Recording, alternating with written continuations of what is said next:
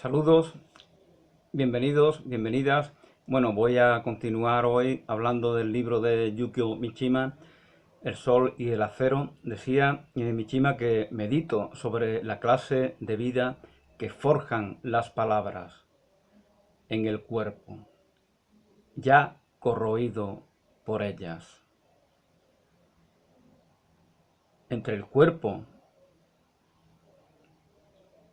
de suicidas, había algunos que estaban carcomidos por las termitas igual que yo.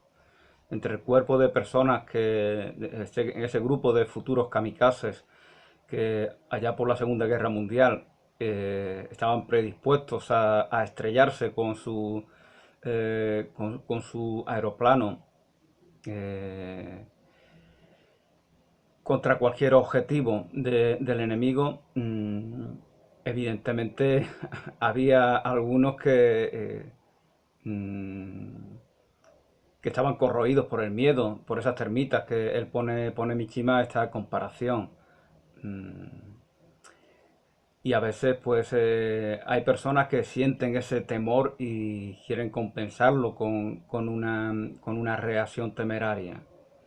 Por eso muchas veces tampoco el suicida, el kamikaze, en algunas ocasiones no es tan valiente, simplemente es temerario. Se avergüenza, porque la vergüenza es un concepto muy importante en el Japón. Tiene mucha más importancia de la que tiene en nuestras sociedades. El kamikaze o futuro kamikaze se avergüenza de su miedo y por lo tanto de manera temeraria se suicida. Pero no es una expresión de virilidad, no es una expresión de autenticidad, no es una expresión de espontaneidad, de autenticidad, sino que es una reacción temeraria, desde mi punto de vista. Esto no quita que Mishima los admire y sienta que hay un valor en esa entrega.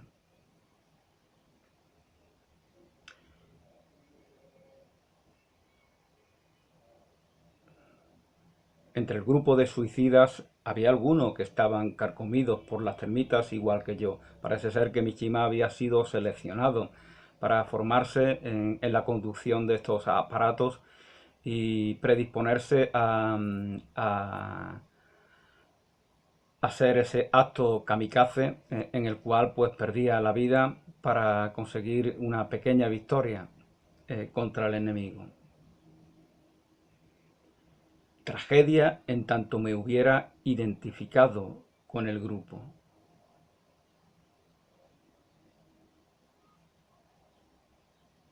El grupo simboliza el principio de la carne, como había comentado en el vídeo anterior. Porque el cuerpo es algo externo a nuestra alma, a nuestra mente. Hacemos uso de ello. Pues algo parecido acontece con el grupo. El grupo es también una herramienta de manera centrípeta, utilizando la expresión que utiliza Mishima, nos proveemos de todo el contenido que permite que se nos dé el aporte al grupo al mismo tiempo. El lenguaje del grupo se reduce a la expresión física. No hay mensajes privados. El sufrimiento es compartido. El grupo es uno, no hay nada que... Es como el cuerpo humano, como nuestro cuerpo, que tiene infinidad de sistemas, infinidad de tejidos, bueno, infinidad, un número limitado de innumerables células, y todo ello actúa en armonía para que la vida continúe expresándose a través de nuestro cuerpo. No hay secretos. Cuando una célula secretista empieza a actuar en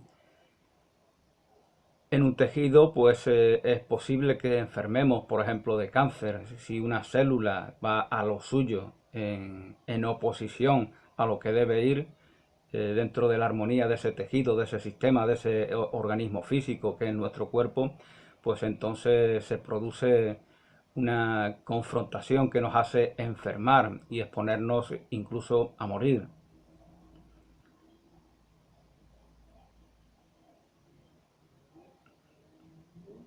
En el grupo estábamos unidos en búsqueda de la gloria y de la muerte. Ese sentimiento de querer entregar la vida por tu país, por tu patria, por el emperador, por tu pueblo, desde la mentalidad japonesa no es más que una carga, una responsabilidad, una deuda que debe de ser pagada gozosamente. Eso es importante comprenderlo para ver cómo funciona la mente de estas personas. La convivencia entre todos ellos, pues como comentaba en el vídeo anterior, lo que compartes lo refuerzas, la decisión de esa entrega kamikaze no se le pone ningún pero cuando se convive con personas que también albergan esa decisión. Pertenecer a es la forma más intensa de existir, sobre esto hablaba en algún vídeo anterior. El poder del grupo da continuidad a los impulsos que individualmente se diluirían sin dar fruto. El poder del grupo eh, permite que estos impulsos del individuo tengan continuidad.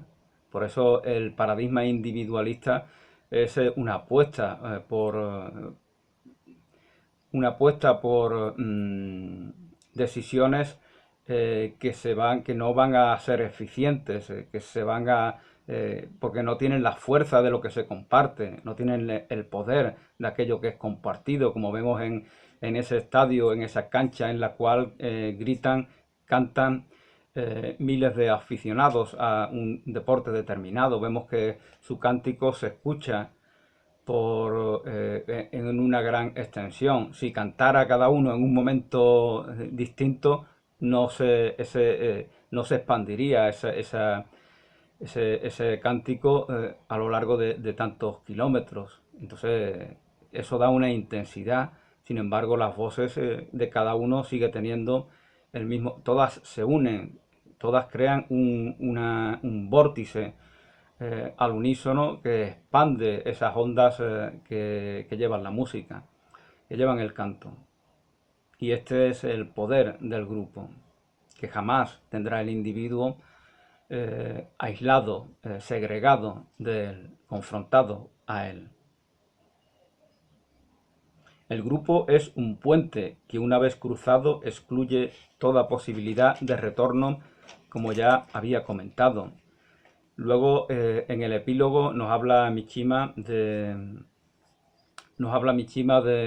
su experiencia en el F-104, un aparato volador, de alguna manera que tenía él esa necesidad de ascender al cielo, no para suicidarse, sino para tener esa experiencia de lo que se siente sobrevolando en torno al monte Fuji, por ejemplo, al Fujiyama, al Fuji, como le decimos en castellano, y ahí pues tiene una experiencia mística a su manera. Ve esas nubes que parecen conformar una serpiente que se muerde la cola, que es el símbolo del conocimiento, es el símbolo un símbolo parecido al del fénix, el símbolo del renacimiento, el símbolo de la serpiente, símbolo de la sabiduría. La serpiente a lo largo de la historia en infinidad de culturas tiene muchos simbolismos. Aquí tenemos, por ejemplo, a Tiresias, que fue el único que dentro de los personajes de la mitología griega se le concedió el poder de experimentar la vida siendo hombre y experimentarla también siendo mujer.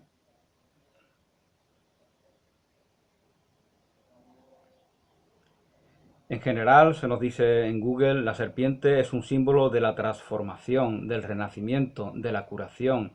También puede representar el conocimiento, la sabiduría, el poder.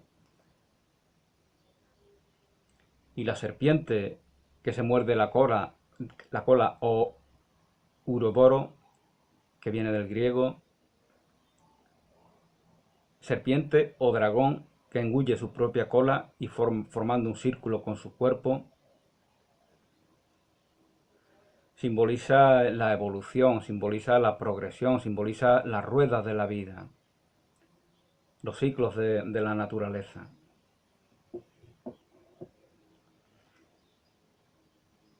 El F-104 simboliza la elevación de la carne, dice Mishima, elevación que anteriormente solo se le dio en espíritu, espíritu que ante la conciencia de la carne se retrotrae sobre sí mismo, perdiendo su elevación.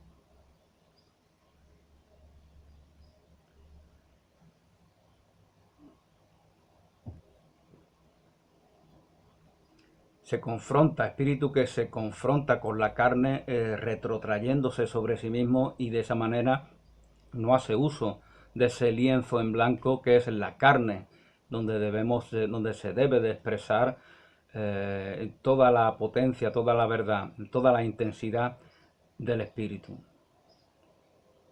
Por lo tanto, desde la perspectiva de Mishima, el desechar la carne, el cuerpo, el músculo, supone una castración de nuestras capacidades.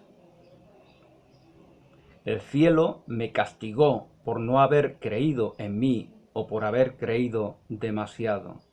Una vez que no creemos en nosotros, porque desechamos el cuerpo como herramienta de comunicación y de expresión de lo que espiritualmente somos, es porque realmente no tenemos fe en esta realidad compartida en la cual nos desenvolvemos. Y esa es una forma de no creer en nosotros mismos.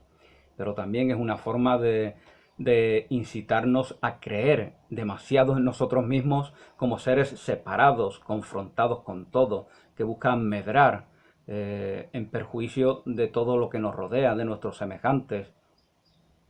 El ego es lo que manda ahí, el ego es lo que impera. Entonces no se expresa el espíritu en toda su intensidad, en toda su verdad. El cielo me castigó por no haber creído en mí o por haber creído demasiado.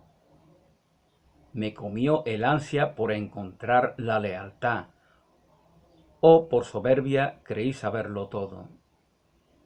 Por soberbia creí saberlo todo. Y solo porque he querido volar a los confines de los mundos conocidos y desconocidos, mundos que se hacen uno en el fragmento azul de una idea. Ese azul que es solo una ilusión. Ese azul del cielo simboliza también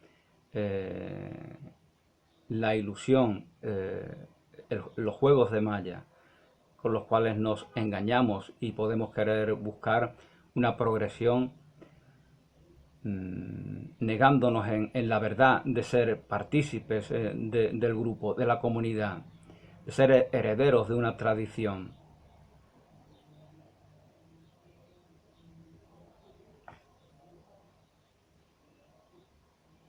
Bueno, pues con esto pongo término a estas reflexiones personales sobre la obra de Yukio Mishima, El Sol y el Acero. Gracias y hasta una nueva oportunidad.